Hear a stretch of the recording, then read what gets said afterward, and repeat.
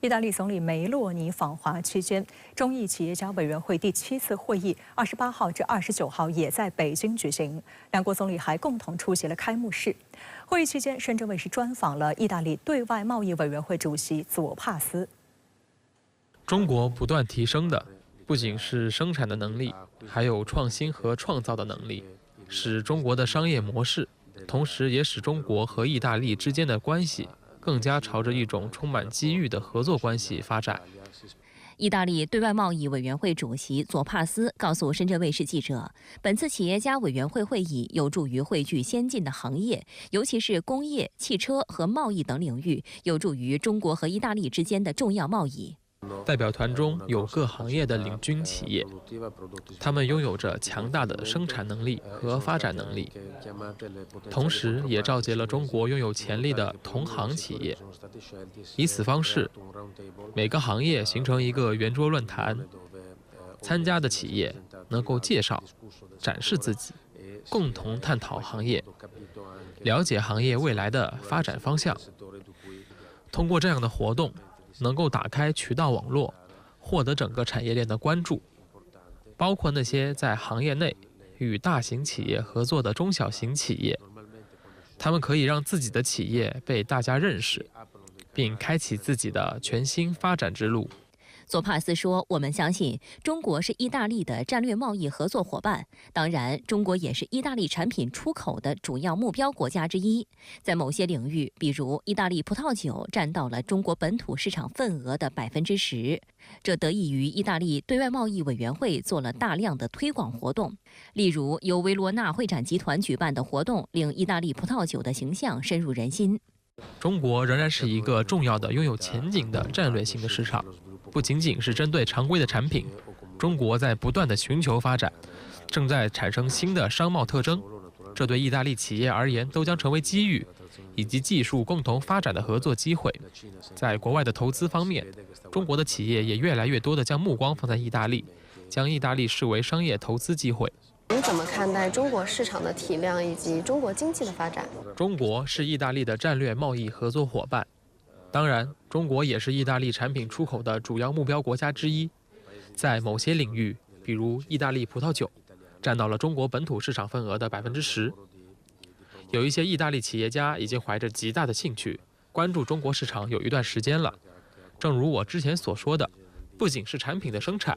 中国消费者也越来越关注，越来越有能力购买意大利产品。意大利对外贸易委员会是意大利的政府机构，目前已在中国设有4个办事处。马泰奥·索帕斯是意大利对外贸易委员会主席。他表示，现在意大利对外贸易委员会的办事处能够积极发挥作用。对意大利对外贸易委员会来说，这是一个独一无二的时刻。意大利国家体系为意大利企业的融资、对外贸易和对外投资提供帮助。不仅如此，意大利的各部，从意大利制造部致力于意大利产品竞争力的提升，到意大利外交部推广外交关系和提升对外贸易，通过作为意大利国家体系一部分的意大利对外贸易委员会，共同推动日益增长的对外贸易的发展。对意大利对外贸易委员会来说，这是一个独一无二的时刻。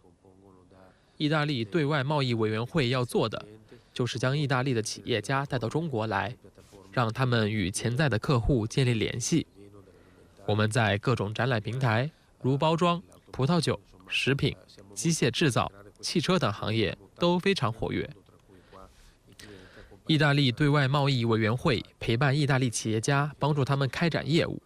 然后他们就可以自己发展，我们帮他们走出第一步。之后，企业家就能自己走得更加长远。中意企业家委员会第7次会议28号在北京正式开幕，中意两国总理共同出席了开幕式并致辞。两国共有150多位企业家出席。会议围绕中意贸易5个主要领域举办了圆桌论坛。与会企业家纷纷表示，在中国市场中看到了绝佳的发展机会。来看深圳卫视驻京记者发回的报道。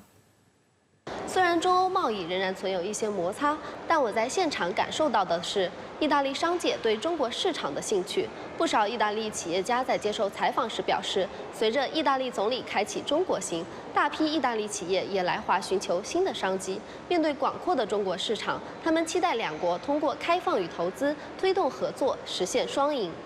由中国商务部和意大利外交与国际合作部主办，中国机电产品进出口商会、意大利对外贸易委员会和意大利工业家联合会承办的中意企业家委员会第7次会议，28号至29号在北京举行。据悉，会议围绕高科技与汽车、食品与农业科技、时尚合作等意大利企业在中国发展5个主要领域进行了5个平行圆桌会议。As an entrepreneur doing business in China since 80s,